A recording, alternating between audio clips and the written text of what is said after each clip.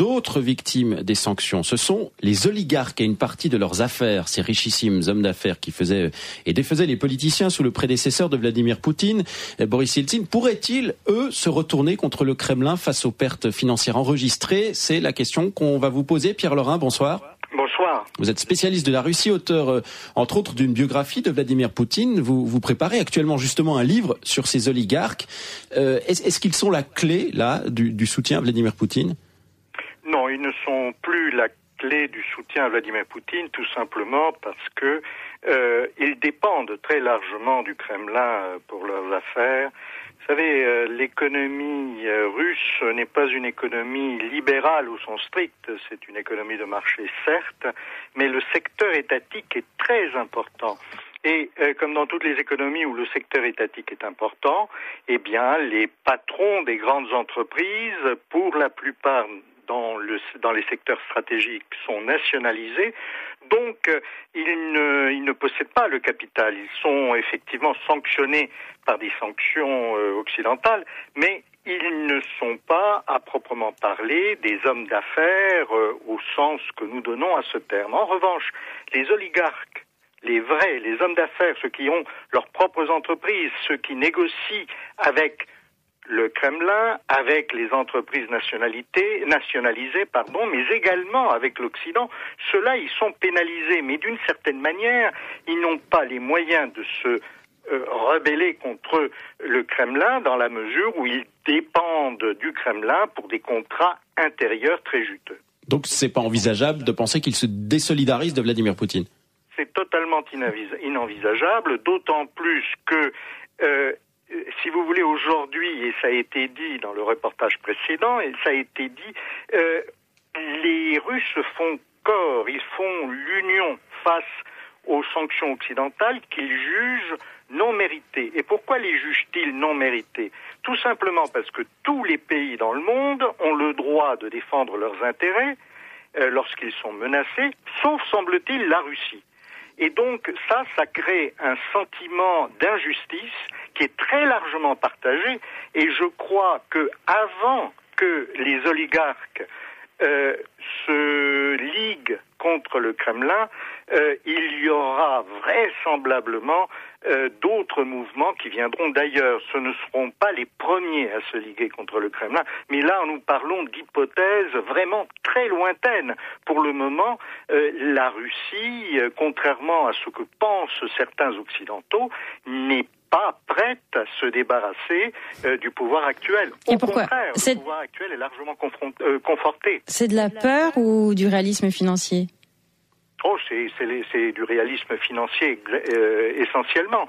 Vous savez, lorsque vous êtes dans un pays où une large partie de l'économie dépend de l'État, vous êtes obligé de passer par l'État pour faire des affaires. Dans certains pays, en France, par exemple, on appelle cela le capitalisme de copinage. Mais le capitalisme de copinage en Russie, c'est depuis très longtemps et c'est très important.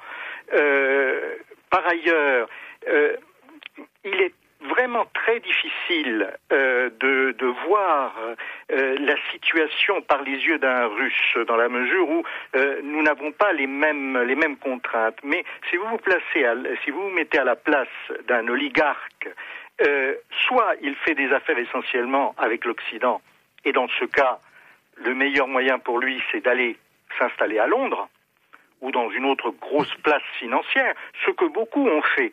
Et dans ce cas, ils ne sont pas touchés par les sanctions. Ils ne sont pas du tout sanctionnés. Soit vous faites des affaires essentiellement en Russie, et dans ce cas, les sanctions occidentales, elles jouent si vraiment vous avez des capitaux placés dans les pays concernés, enfin par les pays qui édictent ces sanctions, l'Union européenne, les États-Unis, l'Australie, le Japon.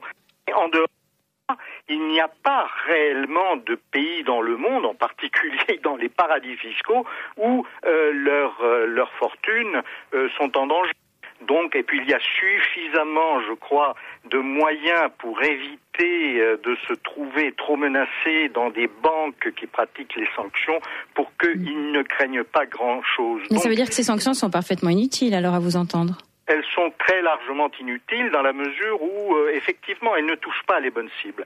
Mais je crois qu'il y a un côté essentiellement déclaratif de ces sanctions. Il ne s'agit pas tellement de faire mal à la Russie, mais de montrer qu'on ne reste pas inactif face à la crise ukrainienne. Alors justement, Pierre Laurin, vous le voyez aller jusqu'où, Vladimir Poutine, dans cette crise ? J'ai bien peur qu'il faille renverser la question. C'est-à-dire jusqu'où les Occidentaux sont-ils prêts à aller dans le soutien au gouvernement de Kiev? C'est surtout cela.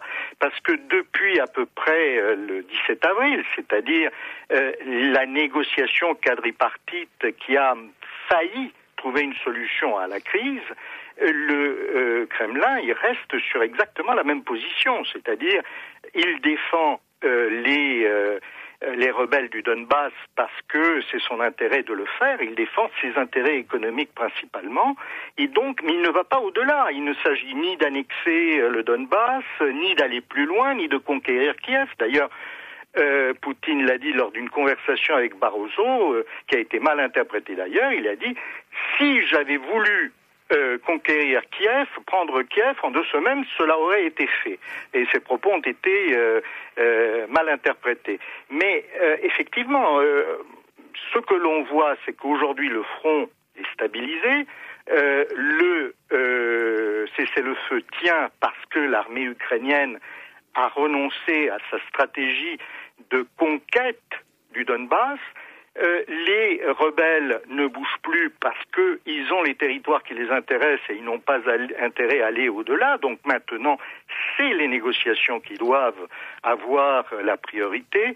Et je crois que les sanctions, là, en arrivant à ce moment-ci, elles ne sont pas particulièrement ni intéressantes ni bienvenues. Je crois qu'il s'agit plutôt d'une manière pour les États-Unis et l'Union européenne de montrer que, ils conservent tout de même des fers au chaud et qu'ils sont déterminés à éviter tout dérapage futur de la part de la Russie. Merci Pierre Laurin, spécialiste de la Russie. Bonne soirée. Merci à vous.